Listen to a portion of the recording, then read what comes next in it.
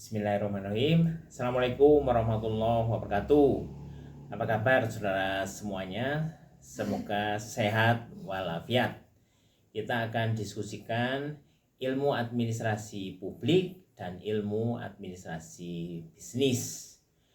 Saudara-saudara, ilmu administrasi itu adalah ilmu yang mempelajari kegiatan kerjasama dua orang atau lebih untuk mencapai tujuan.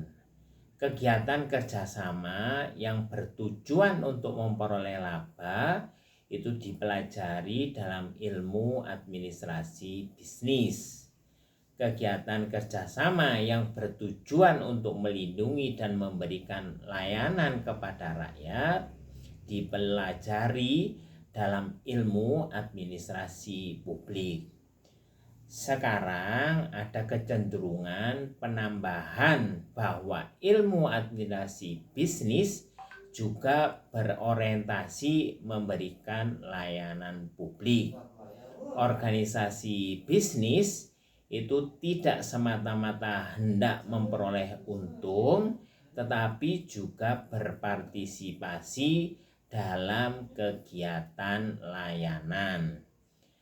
Ini memperoleh sambutan baik dari konsumen, juga masyarakat, maka akan meningkatkan jumlah konsumen. Sambutan baik dari konsumen ini pada akhirnya akan meningkatkan profit. Nah, ada hal yang baru pula bahwa organisasi publik juga mempunyai tujuan laba. Jika ini hanya tambahan, bukan hal yang utama, maka perlu dikaji apakah tidak mereduksi perlindungan dan layanan publik. Juga perlu dikaji bagaimana dengan manfaat dan mudaratnya. Apakah manfaatnya itu lebih besar daripada mudaratnya.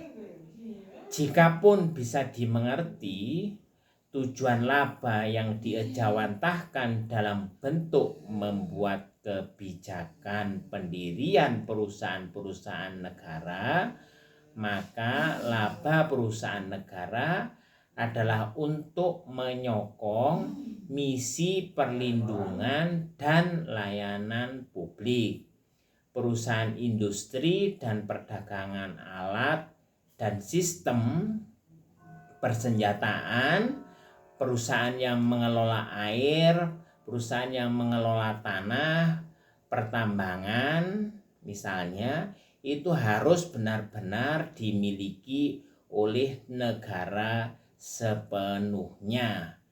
Bagaimana jika tujuan laba perusahaan negara tidak atau hanya sedikit tercapai?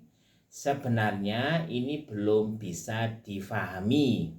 Dengan tujuan, visi, dan misi organisasi yang jelas, modal tersedia, pasar yang jelas, kemudian juga dukungan kebijakan yang kuat, tujuan laba seharusnya tercapai.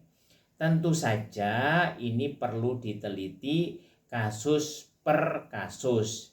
Di antara sebab penting itu adalah terkait dengan profesionalisme atau keahlian administrator dan gangguan politik atau gangguan variabel non-bisnis. Perusahaan yang semacam ini justru menjadi beban, ya. Dalam bahasa Jawa disebut gandoli, ya. Maksudnya itu gandoli pencapaian tujuan administrasi publik, ya.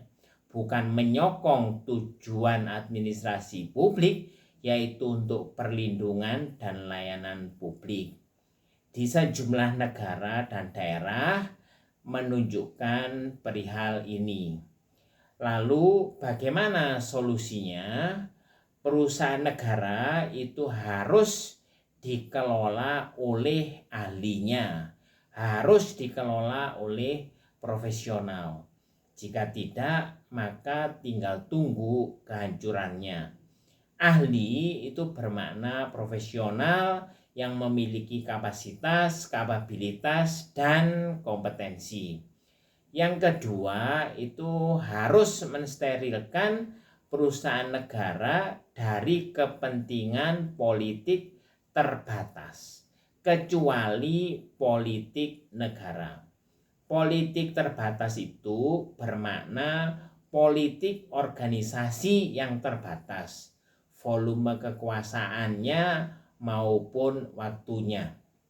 Sedangkan politik negara itu bermakna bahwa yang diemban perusahaan negara itu adalah pencapaian tujuan kesejahteraan rakyat, harkat dan martabat negara. Bukan di luar itu atau bagian saja dari itu. Dengan demikian maka kita bisa berharap perusahaan negara yang sehat, yang menyokong pencapaian tujuan publik. Wallahu alam bisawab. Wassalamualaikum warahmatullahi wabarakatuh.